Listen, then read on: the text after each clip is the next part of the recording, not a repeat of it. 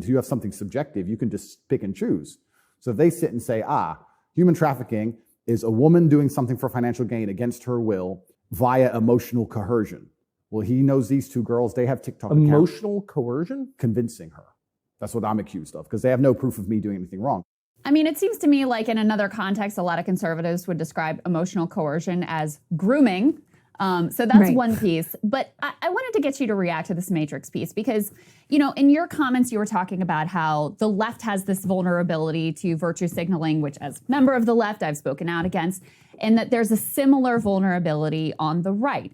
People are susceptible to kind of taking mental shortcuts. And so if he sort of signals some of the right things, and then the people you hate seem to be against him, then that's enough of like proof that he's actually on your side. Could you talk about, you know, where some of the specific vulnerabilities are on the right? Because I just have fewer insights, fewer sort of like intel into that world.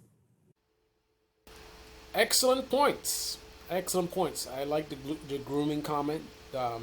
Very good. That was a good one. And also this whole thing of, you know, I noticed this sort of desperation for acceptance coming from the right, where they make themselves very vulnerable to manipulation and pandering. Just to give an example, if I were just about any celebrity, it doesn't even matter what I said in the past. In fact, the more left-wing things I say in the past makes it even better. But imagine me any celebrity, a football player, a musician. It would be very, very easy for me to manipulate the right. They're extremely easy because of the desperation for acceptance. All I would need to do is come out and defend them on something. So, for example, when the Dylan Mulvaney thing come out, imagine me as a big NFL player, known to be like a Black Lives Matter person or whatever, and I go on my social media and I say, you know, I'm all cool with people with different, you know, what you want to do in your own bedroom or whatever, and I don't have any problem with gays or whatever, but I don't need to see this on my can of my beer that I drink. When I buy a beer, I just want to relax. I don't need to be seeing, you know, this kind of extreme stuff shoved down my throat. You know, a buzzword, right? Shoved down my throat. And the next day, Ben Shapiro's going to make a video, you know, hailing, you know, hey, even this woke NFL player, you know, can't stand it or whatever, right? Then all the rest of the right-wing media is going to make videos, and then all I need to do is keep doing this stuff, keep posting stuff.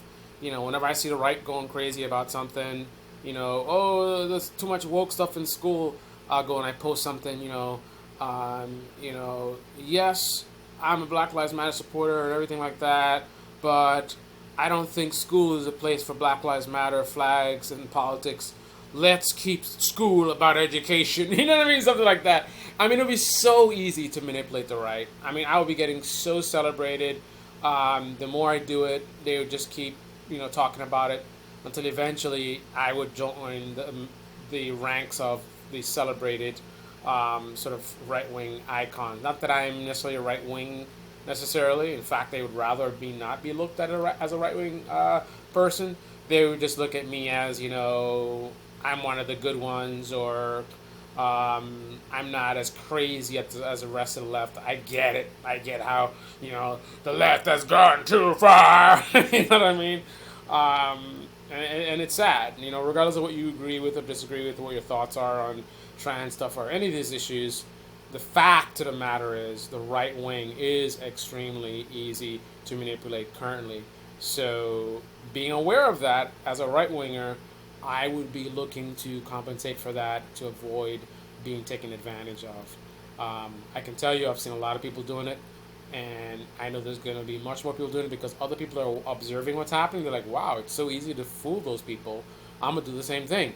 I'm going to go out and I'll say some conspiracy stuff about, you know, the election was stolen and blah, blah, blah, and the deep state, whatever. You know, gay frogs. You know what I mean? I'm going to be the left-wing person that actually likes Alex Jones, you know, and then get myself on a Joe Rogan and blow up my social media, become this icon, start making money. And if I'm really, really got a big ego, I can keep pushing forward, and then eventually I get invited to events. So now I'm really celebrated. You know, obviously that's not going to be the thing that's going to be of most interest to like a celebrity, but someone, you don't have to necessarily be some big celebrity like a football player or whatever. You could just be someone that has a decent following on social media. So you're well known on the left, for example.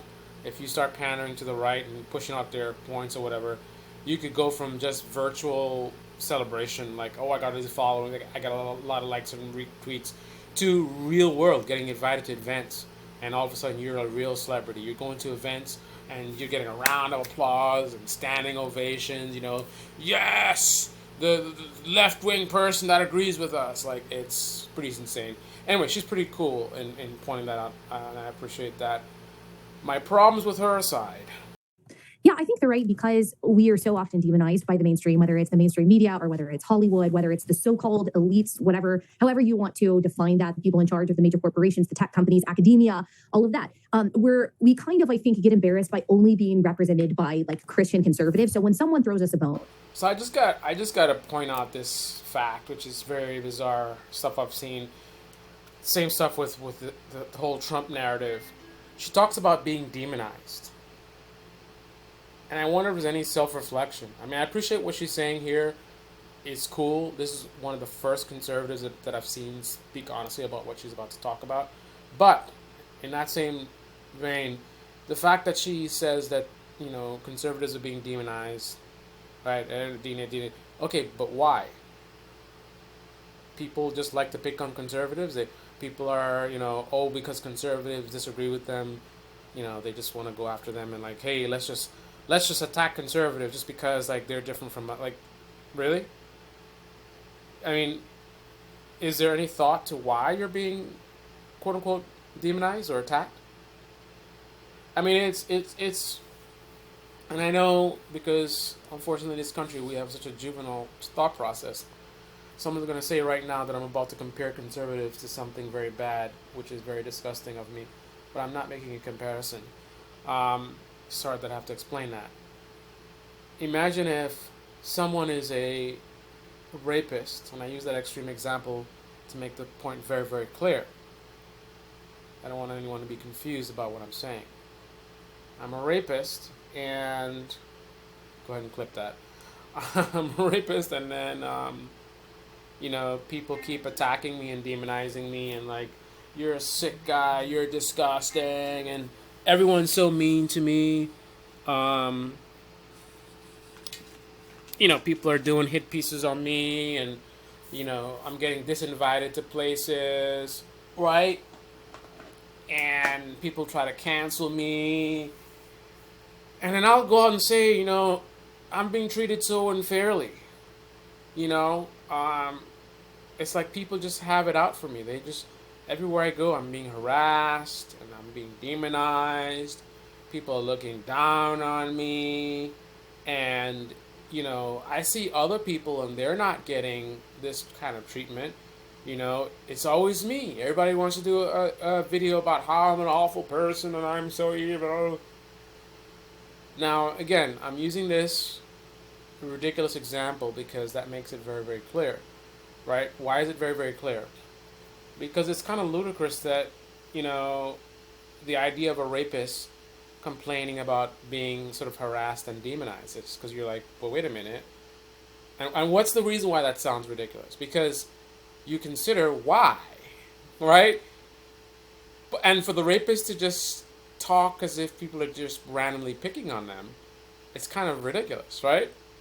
The question is, did you do something to warrant people perhaps demonizing you or going after you? Not justifying them doing it.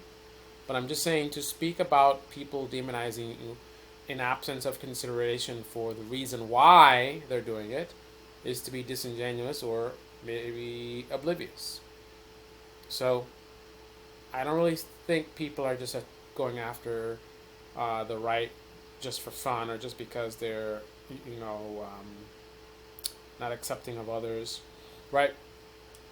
This is like, look at the United States, melting pot. We've got cultures from all over the world, right? All over the world, religions, different ideologies. But why is it that this particular group of people seem to be the ones Is it something that they're doing? Or they're just super unlucky and, people are going to demonize people anyway, and they just happen to be the one standing in front of them. Like, I want to be an angry person, and then I walk outside of my house and there's a conservative. It's not that I picked him, it's just he was the one there, so I slapped him in the face. And the conservative is like, why are you picking on me? It's like, I didn't really pick on you, you were just there. No.